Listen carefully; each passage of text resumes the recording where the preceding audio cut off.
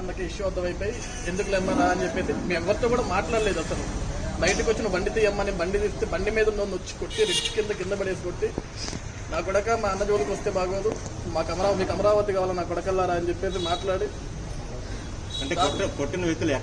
తెలియదు. వాళ్ళు ఎవరో కూడా నాకు తెలియదు, ఒక్క ఫేస్ కూడా నాకు తెలియదు.